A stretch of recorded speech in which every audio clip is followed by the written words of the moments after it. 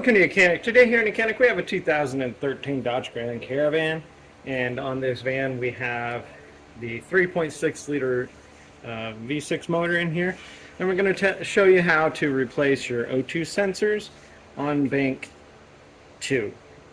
This is the V6, so you have a bank 1 and a bank 2, and so if your sensors are saying anything, sensor 1, sensor 2, oxygen sensor in bank 1, those are the ones closest to the firewall or closest to your backside of the engine, close to where you sit in the vehicle. And then bank 2 on this one is the front side of the engine. And so I'm going to show you how to do and replace those. So bank 2 is a little bit easier to access, and bank 1, it'll be very much the same process, just that you will have to go down from under the bottom to be able to get those sensors to be removed. So you're going to pop this cover off, ease of access, and on this one I have removed the radiator fan. There's a video about how to remove the radiator fan and replace it, and so you can remove that. It gives you better access and more space to work in this spot. Alright, we just capped and sealed it there. So because we raised this higher than the radiator itself, of course there was a little bit more that came out. Now, you'll want to undo this little line here, which goes to your overflow. And the same thing, we can pop that off. And then this overflow reservoir, really, you just pop it straight up, in and out. And now we can pull and remove this whole reservoir and set that aside. All right, so with those things up and out of the way, we have, there's 2 electrical connectors that we need to disconnect. Now, one that goes to this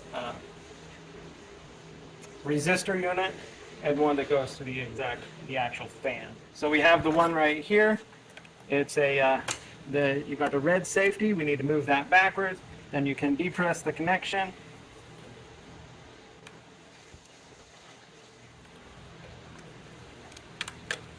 There we go. We got that electrical connector undone. We have one more clip down here.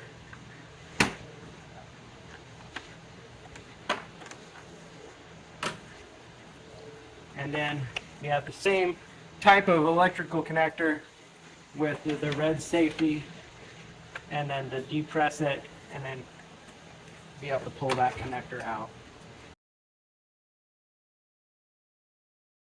And then with the electric undone, we can set that to the side.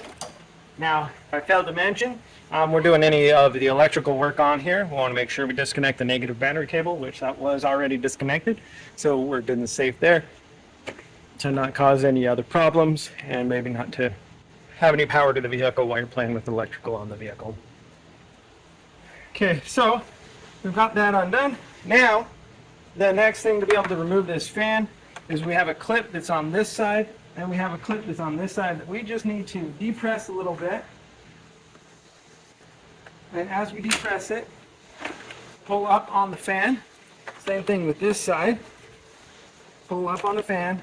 And now the fan is free and ready to come out. I need to shift it to the side a little bit.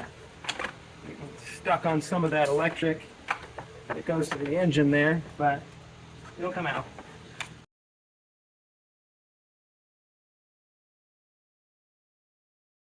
So we just work the fan up and be able to get that out.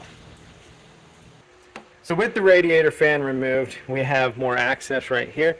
So we have the upstream one, which is this first top one, and we have the downstream one down. Oxygen sensors, because of the hot and the cold that happens with them, they are generally very tough to get out, and so we're going to see how well this goes. So we have an electric connector up here, and the one for the lower one is right down there. And so we're just going to squeeze this connector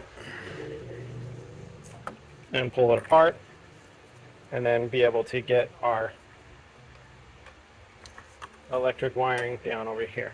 Now you have a couple different tools. You have this one with the big old slot in it, socket. This is a 22 millimeter or 7/8, and same with we have this offside one that you can get down there, but we're going to try the one with the big slot. Hopefully we get some better grip on there. and that gives us there. And with that radiator fan removed, we have a lot better access for our tool. All right. So I've got a very long breaker bar on, an extension to go down into there, and now be able to get that to come off. And so that actually did come off not too bad. So now we've started it, and then we'll just spin that and undo it.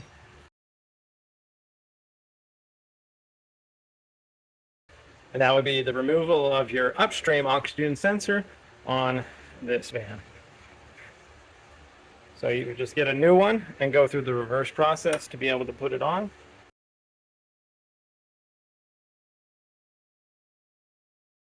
Okay, so bring it down there, hand tight, and then we just want to snug it up. We're not going to put as much force on it as we did to take it off. All right, so that's tightened on there, and now you'll just want to run the wire back up and connect the connection here. And now, so the lower one, you would repeat the same process, just we're going to go from the side. So we'll undo that electric connector there, get it in place, and then be able to remove that one. So we can see the oxygen sensor. We have our electric connector up top here, and we have the sensor down here. Now, a lot of times you would replace both of them at the same time, depending on what your sensor is reading. If there's a difference between them, as if it's just depending on if it's just one is having an issue, you may, like if it's the top one, there may be something else that's causing the problem, or the sensor just went bad, and so you can just replace the one. But you do, a lot of times you replace them both at the same time. So anyway, squeeze this electric connector.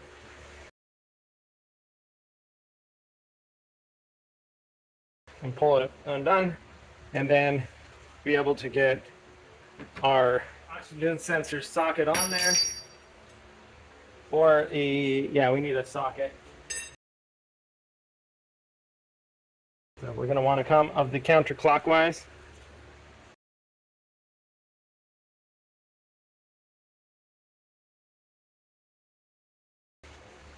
Okay, so once you get the right combination, we had to change from the other socket, the one with the big groove in it, to the other one that goes over the side there, and then able to get enough of some torque on it to be able to get it to break loose. So this is our downstream O2 sensor. Once we get it to break free, then we just go ahead and remove it, just like the other one, and then be able to replace it with the new one. And we insert it in the reverse order, line it up,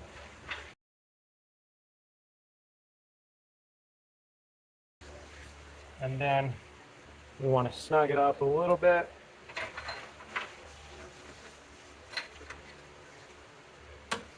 Opted to use this one, got a better option for what we needed there. And now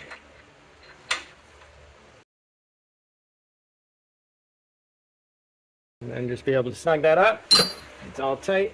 Then go ahead, run your electric line up and make the electrical connection. And if you took out the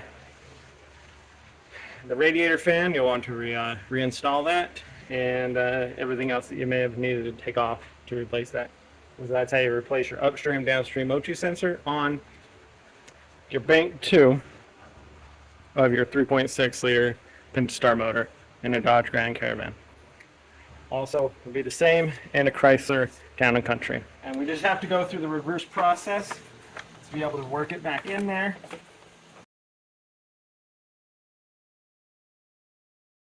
Careful of not bending all the fins on the radiator unit itself.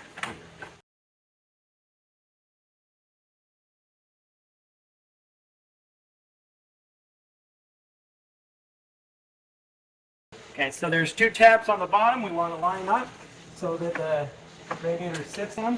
And then once we got those lined up, we have the top ones lined up, press it down, lock it into place, and that's your radiator fan placed. Go ahead and put your electric lines back on.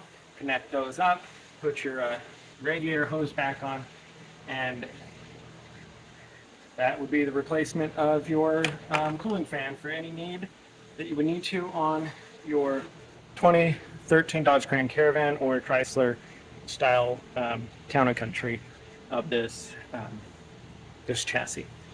Thanks for watching YOUCANIC, where you can be the mechanic.